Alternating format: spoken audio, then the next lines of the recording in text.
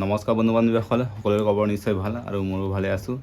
তো আজি থাম্বনেইলখন চাই সকলোকে গমেই পাইছে চাগে। তো যিহেতু আপোনালোকৰ মাজৰ পৰা এজন ল'ৰাই মোক কমেণ্ট কৰিছিলে যে দাদা চাকৰি কৰি থাকোঁতে আমি বা ডিগ্ৰী পঢ়িব পাৰিবা নাই, ঠিক তেনেকুৱা ধৰণৰ কমেণ্ট আহিছে।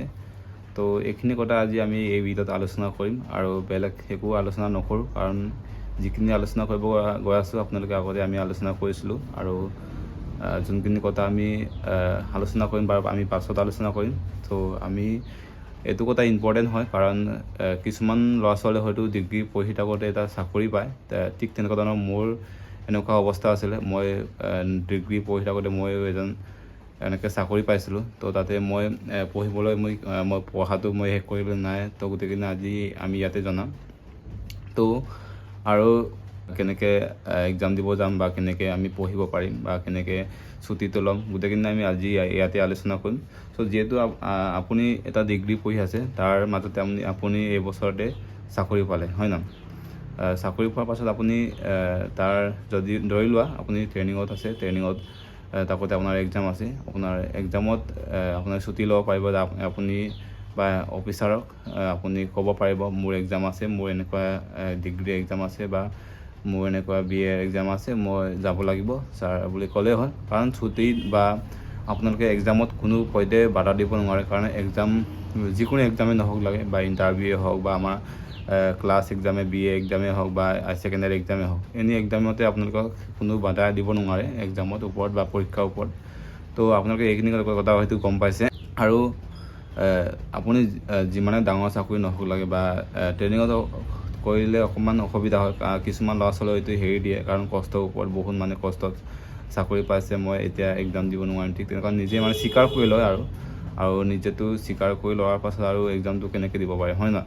সেইটো কাৰণে আপুনি মন গৈছে, যদি আপুনি যদি চাকৰি কৰি থাকোঁতে আপুনি পঢ়িব মন গৈছে, তে আপুনি পঢ়িব পাৰিব। আপোনালোকে যাত ডিষ্টেঞ্চত ল'ব পাৰে ডিগ্ৰীত, বা যদি আপোনালোকৰ যদি প্ৰিন্সিপাল কলেজৰ লগত যদি ভাল, আপোনালোকে কলেজতো পঢ়িব পাৰে, ঠিক তেনেকুৱা ধৰণৰ আপোনালোকে বহুত ফেচিলিটি পাব। তো আপোনালোকে এইবিলাক টেনশ্যন ল'ব নালাগে, কাৰণ চাকৰি কৰি থাকিলে যে মানুহে পঢ়ি থাকিব নোৱাৰে কোনো পইণ্টেই নাই। চবেই পঢ়িব থাকিব পাৰিব। আপোনালোকে বুঢ়ালৈকে আপুনি মৰাৰ ওচৰ চুবুৰীয়ালৈকে আপুনি পঢ়ি থাকিব পাৰিব, কোনো বাধা দিব নোৱাৰে আপোনাক। তো এইখিনি কথা হয়তো আপোনালোকে গম পাইছে। আৰু বহু ল'ৰা ছোৱালীয়ে হয়তো বেলেগ ষ্টেটৰ পৰা এপ্লাই কৰিব পাৰি নেকি আছাম পুলিচটো, ঠিক তেনেকুৱা ধৰণৰ কমেণ্ট আহিছে। তো বেলেগ ষ্টেটৰ পৰা এপ্লাই কৰিব নোৱাৰিম, কাৰণ আমাৰ অকল আছামৰ ল'ৰা ছোৱালীয়ে অসমৰ যিখিনি আছাম পুলিচেই হওক বা যিখিনি গ্ৰেড 4 গ্ৰেড 3 চাকৰি আছে, তো এইখিনি এপ্লাই কৰিব পাৰিব। তো এইখিনি কথা হয়তো আপোনালোকে নিশ্চয় গম পাইছে। আৰু নেক্সট ৰিজাল্টৰ কাৰণে আপোনালোকে ৱেইট কৰি আছে। 10 অক্টোবৰ তাৰিখে আমাৰ এপইণ্টমেণ্ট দিব আৰু 9 অক্টোবৰ তাৰিখে আমাৰ ৰিজাল্ট দিয়া হ'ব। তাৰ আগদিনাখনে হয়তো দিব পাৰে, তো হয়তো আমি গম পোৱা নাই এইখিনি কথা। কিন্তু যিখিনি আপডেট পাইছোঁ আমি এইখিনি আপোনালোকৰ ইনফৰমেশ্যন হিচাপে দিব বিচাৰিছোঁ। এতিয়া আমাৰ নতুন ভেকেঞ্চিৰ কাৰণে আছাম পুলিচেই হওক বা ফৰেষ্ট গাৰ্ডেই হওক বা হয়তো আমাৰ কমাণ্ডো ভেকেঞ্চি আহিব পাৰে।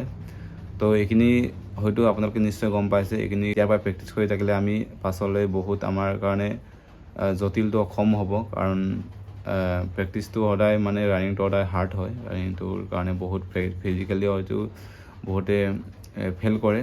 তো সেইটো কাৰণে সদায় ৰানিংটো প্ৰেক্টিচ কৰিব লাগে, বা ফিজিকেলত যাতে যেন আমি ফেইল নহওক আৰু এক্সামতো পঢ়িব পাৰে। আপোনালোকে নিশ্চয় গম পাইছে এইখিনি কথা। এক্সামত আপোনালোকে অনলাইন যোগেদি বা অফলাইন যোগেদি আপোনালোকে কিতাপ কিনি পঢ়িব পাৰে। এভৰিথিং কিতাপ পঢ়িব, কাৰণ এটা কিতাপ পঢ়িলে নহ'ব, চব কিতাপবিলাক পঢ়িব লাগিব। GK with general knowledge, current affair, Assam story. তো গোটেইখিনি আজি আমি এইখিনি ছাবজেক্টবিলাক পঢ়িব লাগিব, আছাম পুলিচেই হওক বা গ্ৰেড 4 গ্ৰেড 3 এক্সাম দিবলৈ হওক।